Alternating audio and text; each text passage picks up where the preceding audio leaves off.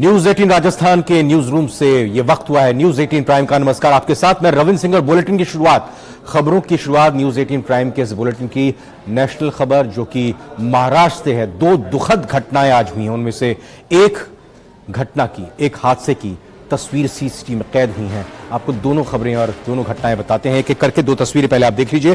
पहली तस्वीर महाराष्ट्र के चिपलून शहर की है, जहां निर्माणाधीन मुंबई गोवा 4 लेन हाईवे का हिस्सा भरभरा कर गिर गया और डरा देने वाला हादसा कैमरे में कैद हुआ। दूसरी तस्वीर महाराष्ट्र के अहमदनगर जिले की है, जहां डेमू ट्रेन के 5 डिब्बों में आग लग गई।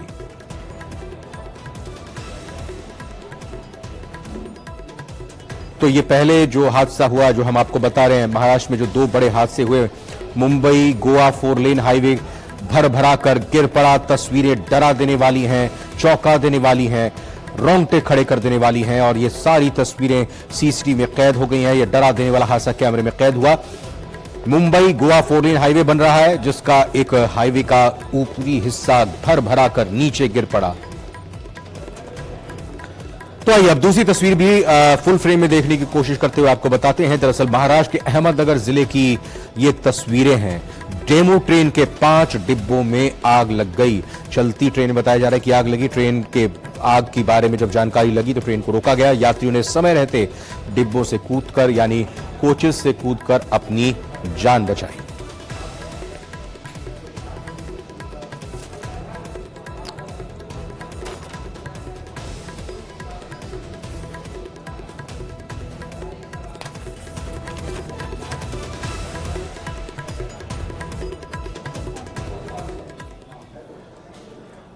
इजराइल और हमास की बात करते हैं। दरअसल इजराइल की तरफ से जबरदस्त विद्रोह जो हमास की तरफ से किया गया, उसका जवाब दिया जा रहा है और एक के बाद एक ताबड़तोड़ हमले इजराइल की तरफ से किए जा रहे हैं। इन हमलों में लड़ाकू विमानों की बम वर्षा हो रही है। मौजूदा स्थिति क्या बनी हुई है, ये आपको दिखाते हैं।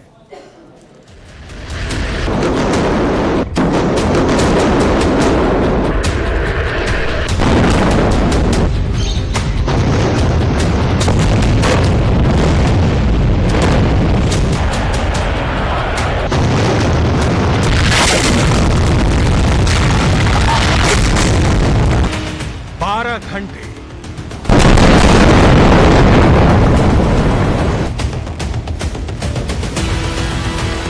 18 घंटे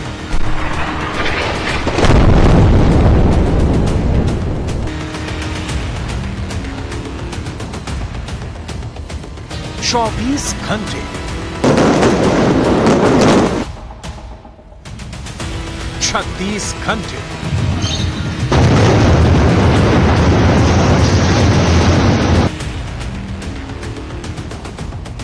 48 घंटे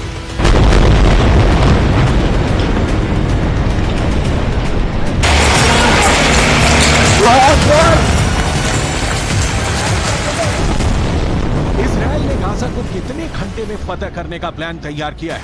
इजराइल के मुताबिक अगले 48 घंटे हमास पर बहुत भारी है, क्योंकि हमास का सर्वनाश करने के लिए इजराइल ने अपने शक्तिशाली लड़ाकू विमानों को जंग में उतार दिया है। गाजा की तबाही की जो तस्वीरें सामने आ रही हैं, उससे ये बात शीशे की तरह साफ हो गई है कि इजराइल के लड़ाकू विमानों ने गाजा का सर्वनाश शुरू कर दिया है।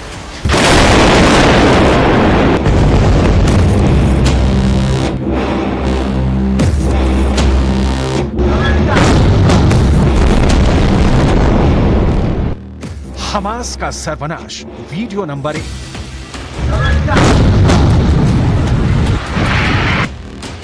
हमास का सर्वनाश, वीडियो नंबर 2।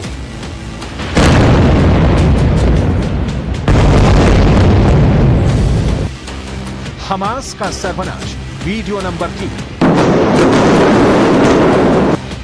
हमास का सर्वनाश, वीडियो नंबर 4।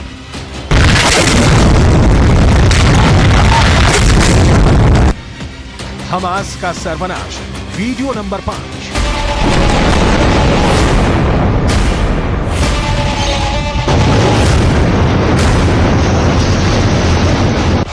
ये 5 वीडियो तो बस बानगी है। इजराइल के लड़ाकू विमान लगातार गाजा पर कहर बरपा रहे हैं। हमास से इंतकाम के लिए इजराइल ने अपने ताकतवर लड़ाकू विमानों को जंग में उतार दिया है। हमास के लड़ाकों को ढेर करने के लिए इजरायल के फाइटर जेट पूरी तरह एक्शन मोड में हैं। इजरायल के एयर स्ट्राइक से गाजा का बुरा हाल है। इजरायल के लड़ाकू विमान अपनी पूरी ताकत से हमास पर बड़े बड़े हमले कर रहे हैं। हमलों से कई मंजिलों की इमारतें ताश के पत्तों की तरह बिखर रही हैं। ऊंची ऊंची इमारतों के मलबे में बदलने में देर नहीं लग रहा।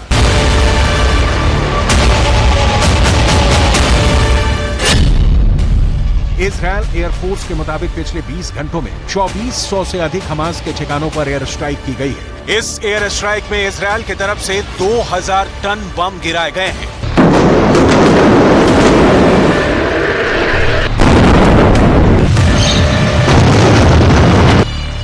वैसे तो इजरायल की एयरफोर्स के पास जंगी हवाई जहाजों का बहुत बड़ा बेड़ा है, लेकिन उसका सबसे शक्तिशाली लड़ाकू विमान F-16IS है, जो F-16 का इजरायली मॉडल है। इजरायल की वायुसेना 2000 से ही इन लड़ाकू विमानों का इस्तेमाल कर रही है।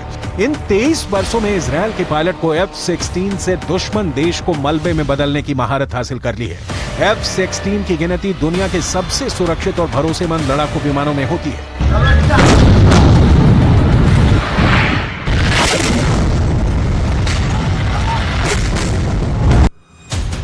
F-16 सिंगल इंजन वाला मल्टी रोल लड़ाकू विमान है, यानी ये किसी भी तरह के ऑपरेशन में काम कर सकता है। दिन हो या फिर रात, गर्मी हो या फिर बरसात, अमेरिका से इजरायल को मिला ये खास लड़ाकू विमान किसी भी मौसम में बम और मिसाइलों से हमला कर सकता है। इजरायल 600 से अधिक लड़ाकू विमानों से हमले कर रहा है। साथ ही साथ 300 रॉकेट लॉन्चरों से गाजा पर बारूद की बरसात हो रही है। जंग के लिहाज से F-16 फाइटर जेट को एक विश्वसनीय और ताकतवर विमान माना जाता है। यही वजह है कि गाजा के खिलाफ हवाई हमले में इजरायल की एयरफोर्स का पलड़ा बहुत भारी है। F-16 फाइटर जेट की लंबाई 49 फीट 5 इंच और चौड़ाई 32 फीट 8 इंच है। यह एडवांस रेडार सिस्टम से लैस है। इस लड़ाकू विमान का वजन 9.2 टन है और ये एक बार में 21.7 टन वजन लेकर उड़ सकता है। ऐसा पहली बार नहीं है जब इजरायल के लड़ाकू विमानों ने रणभूमि में अपनी ताकत दिखाई है। इससे भी पहले दुनिया इजरायल के लड़ाकू विमानों का लोहा मान चुकी है।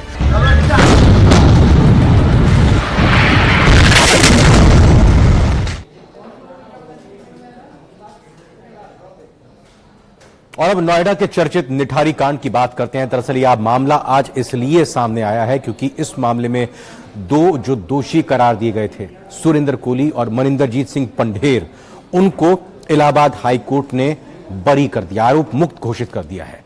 दरअसल बात बड़ी इस बात से हो जाती है क्योंकि सुरेंद्र कोहली 12 मामलों में दोषी करार दिया गया था, मनिंदरजीत सिंह पंढेर 2 मामलों में दोषी करार दिया गया था और इन मामलों में दोनों को ही फांसी की सजा सुनाई गई थी, लेकिन इलाहाबाद हाई कोर्ट ने इन्हें दोषमुक्त करार दे दिया है। पूरी रिपोर्ट देखते हैं।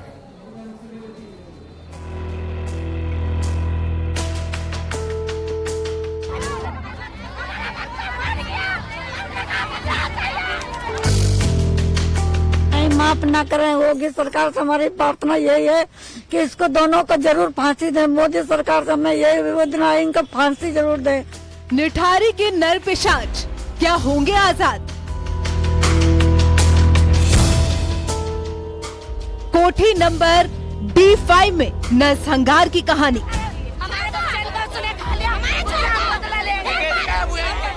एचसी ने रद्द की फांसी की सजा। मनिंदर सिंह पंढेर को आज बाइज्जत बरी कर दिया गया, तो अब उनके खिलाफ कोई मुकदमा नहीं।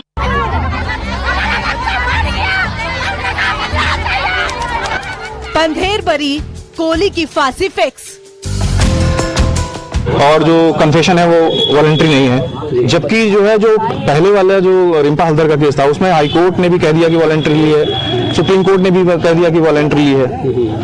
तो अब किस तरह से जज साहब ने उसको जो है उसको देखा है वो देखना पड़ेगा। करीब 17 साल पुरानी घटना, जब नोएडा के निठारी गांव से एक कोठी के अंदर लाशों का ढेर मिला। कोठी के पीछे वाले नाले में किसी बच्ची का हाथ, किसी का पैर, किसी का सर। निठारी कांड जब सामने आया तो पूरे हिंदुस्तान को हिलाकर रख दिया। हर तरफ से निठारी के नरपिशाचों को फांसी की मांग उठने लगी। फांसी की सजा भी सुनाई गई, लेकिन कभी फांसी नहीं हुई। अब इसी केस में इलाहाबाद हाईकोर्ट ने दोनों आरोपियों की फांसी की सजा को रद्द कर दिया है और बरी कर दिया है। पंधेर पूरी तरह से आजाद हो गया। बस कोहली की एक मामले में फांसी की सजा बरकरार है। इस मामले में फैसला सुनाते हुए दोनों आरोपियों सुरेंद्र कोहली और इसके साथ ही साथ मनिंदर सिंह पटेल को बरी कर दिया है। उनकी अपीलों को मंजूर करते हुए कोर्ट ने यह फैसला सुनाया है। दरअसल गाजियाबाद की सीबीआई कोर्ट ने दोनों को फांसी की सजा सुनाई थी और कुछ मामलों में उसे उम्र कैद की सजा में भी हाईकोर्ट ने तब्दील किया था। दरअसल कोर्ट ने यह माना है कि इस मामले में किसी तरह का कोई साक्ष्य नहीं था, यानी कि कोई चश्मदीद गवाह नहीं था और सिर्फ वैज्ञानिक साक्ष्यों और परिस्थिति जन साक्ष्यों के आधार पर फांसी की सजा नहीं सुनाई जा सकती। ये उस पिता का गुस्सा है जिसका काल बना था सुरेंद्र कोहली, लेकिन इलाहाबाद हाईकोर्ट के फैसले के बाद नाराज पिता उस कोठी पर पत्थर फेंकता दिखा। वजह थी बेटे के कातिल को अदालत से राहत मिलना। राम किशन का 3.5 साल का बेटा हर्ष अचानक एक दिन गायब हो गया था। फिर कोठी नंबर D5 में उसके कपड़े और चप्पलें मिली। पिता राम किशन ने उसी से पहचान की थी कि ये आखिरी निशानी लाडले की है, लेकिन हर्ष के कातिल को अब अदालत से राहत मिली तो पिता गुस्से में निठारी वाली कोठी पर पत्थर बरसाने जा पहुंचा। वर्ल्ड कप क्रिकेट का मुकाबला चल रहा है और इस दौरान पाकिस्तान को भारत ने बड़ी आसानी से हरा दिया। करोड़ों फैंस को खुशी मिली और इन्हीं करोड़ों फैंस में एक थी सीमा हैदर। उसकी भी खुशी का कोई ठिकाना नहीं रहा। सीमा हैदर ने तो अब ये कह दिया कि भारत को वर्ल्ड कप जीतने से कोई नहीं रोक सकता। रिपोर्ट देखिए।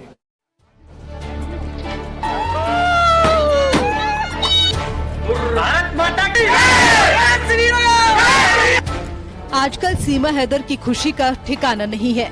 इधर टीम इंडिया एक के बाद एक मैच जीत रही है और दूसरी तरफ सीमा हैदर जश्न पर जश्न मना रही है।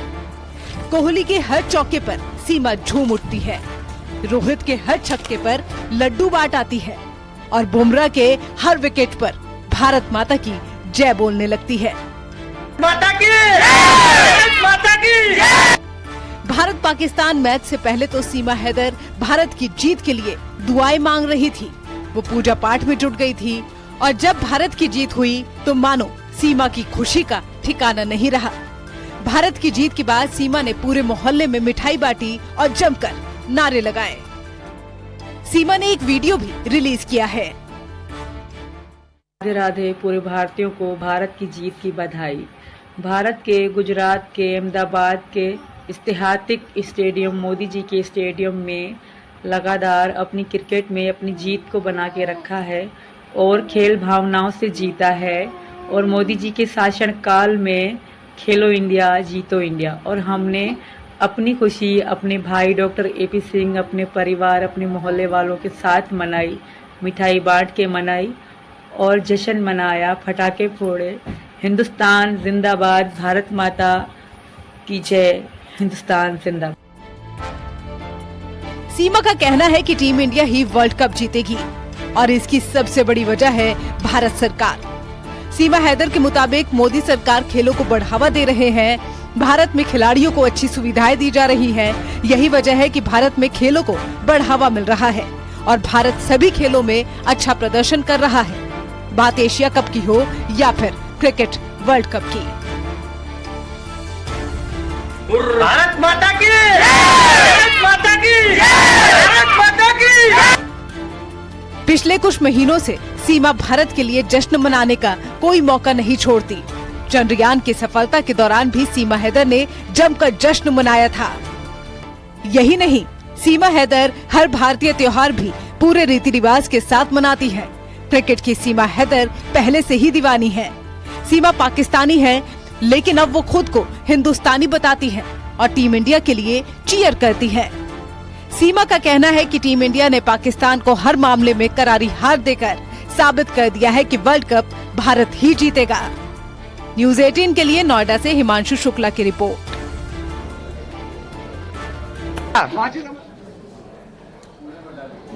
अयोध्या नगरी लिए चलते हैं आपको। राम मंदिर ट्रस्ट की तरफ से राम मंदिर निर्माण की नई तस्वीरें कुछ जारी हुई हैं। जैसा कि हम सभी जानते हैं कि जनवरी में, अगले साल जनवरी के मध्य तक राम मंदिर की प्राण प्रतिष्ठा होनी है और इसको लेकर जो तस्वीरें जारी हुई हैं वो बहुत ही अद्भुत और अलौकिक नजर आ रही हैं। आइए रिपोर्ट के जरिए देखते हैं।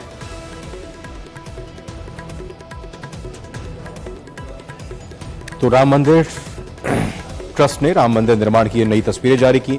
रामलला के भव्य मंदिर के साथ परकोटा निर्माण की भी तस्वीरें सामने आई हैं।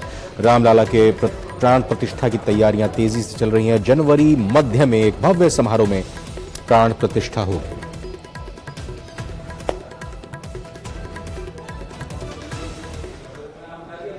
और फिलहाल एक ब्रेक का वक्त।